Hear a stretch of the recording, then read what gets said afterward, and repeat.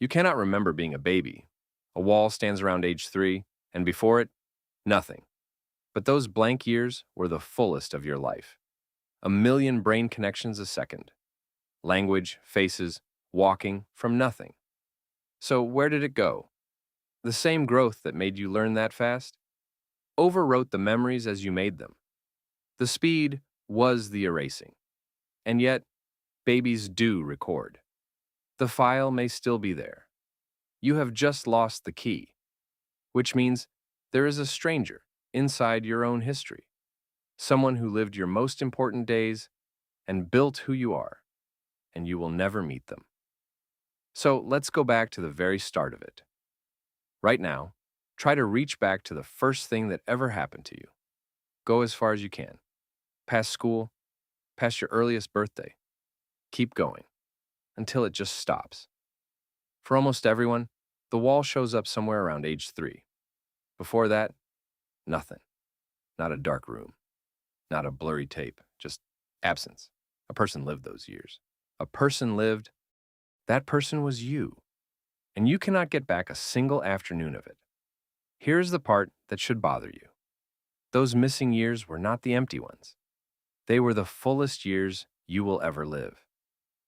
We picture a baby as a little blank thing, waiting to start. It is the opposite. In your first year, your brain was building more than 1 million new connections.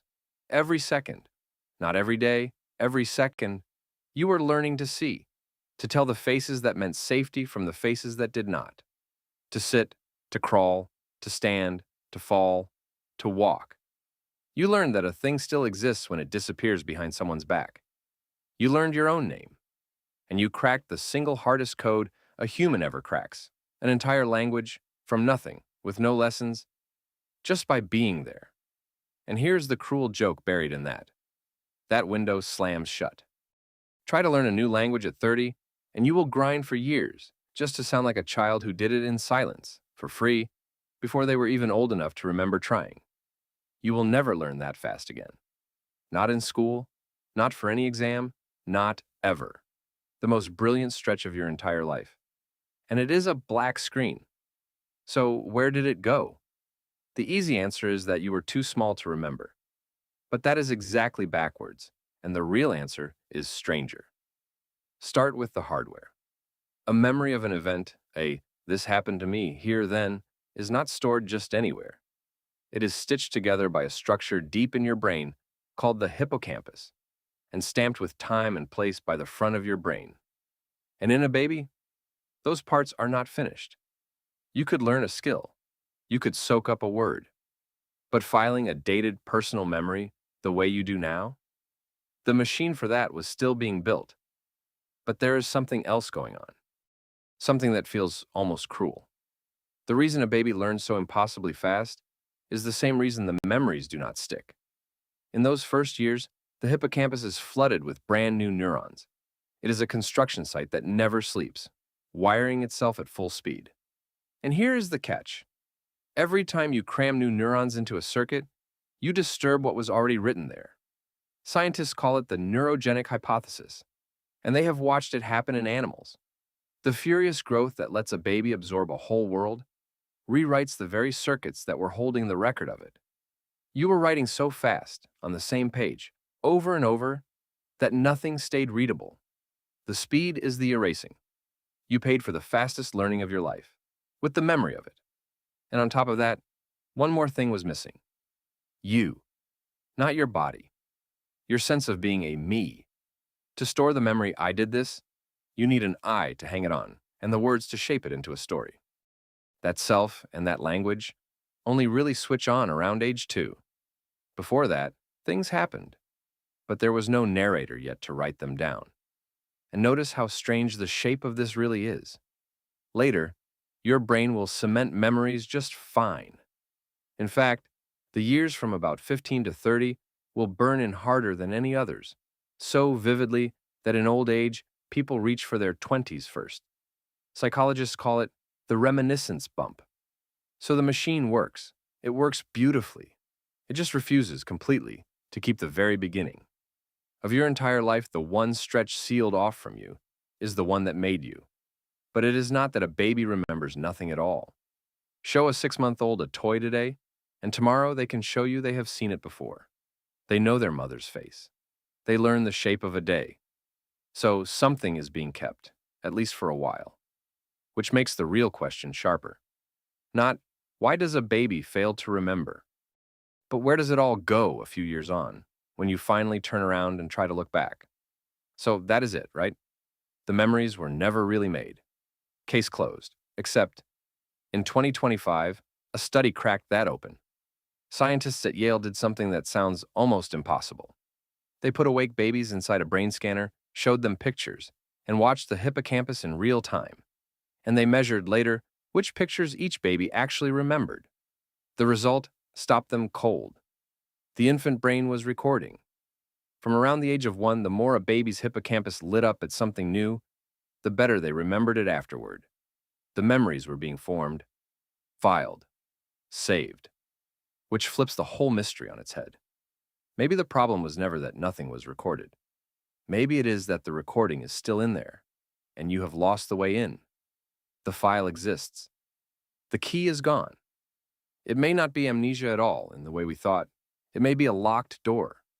100 years ago, one man stared into the same blackness and came up with a dark answer. Freud. He decided we bury those years on purpose, that something down there is too raw to keep. He was wrong. There is no evidence your infancy is locked away by shame.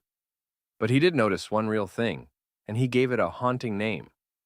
Those few early images you do seem to keep, he called them screen memories. Not windows into the past. Screens, standing in front of it. A picture your mind hangs over the gap, so it does not feel so empty.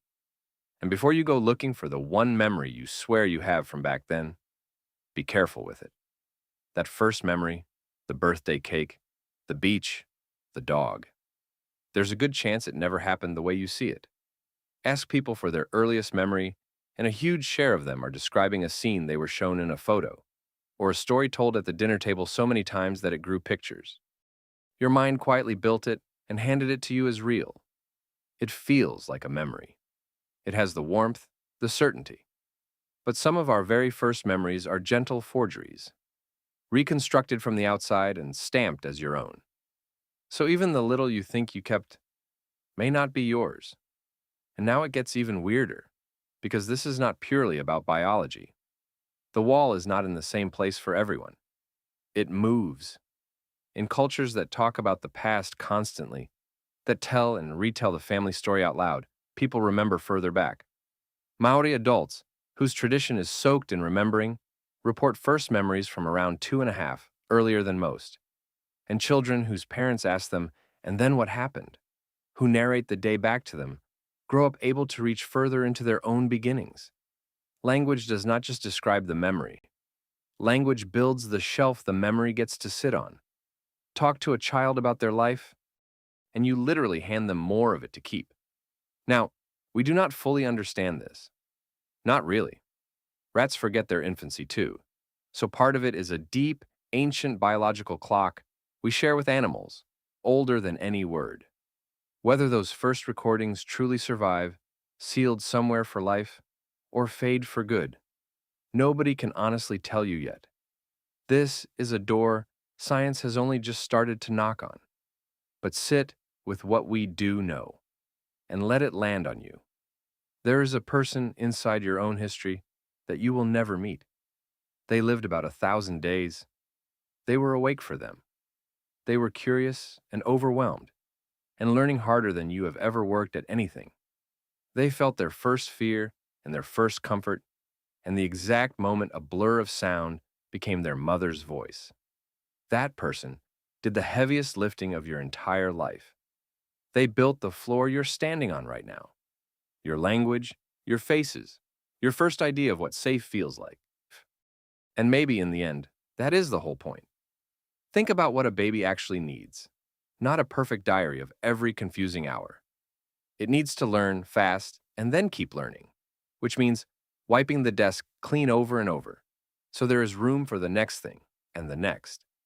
A brain that clung to every early memory might be a brain too clogged to grow. So the forgetting may not be the system breaking down at all. It may be the system working exactly as designed, quietly spending your past to buy your future. And you cannot remember them because the forgetting was not a failure. It may have been the price, the same roaring growth that turned a blank infant into a whole person, quietly wrote over the evidence as it went. You do not remember becoming yourself because becoming yourself is what used up the tape. You were not there to remember it. The you that remembers had not been finished yet. Those years are the raw material the rememberer was built from. You're standing on a foundation you are not allowed to look at. So go back to that reach one more time. Back past school, past the birthdays, into the dark where it all stops. It is not empty. It was never empty. That black screen is the most crowded, most important room in your entire life. Everything that matters started in there. Your whole foundation was poured in a place you cannot return to. It is not that nothing happened to you back then. It is that everything did. And it belongs to a stranger, who happens to be you.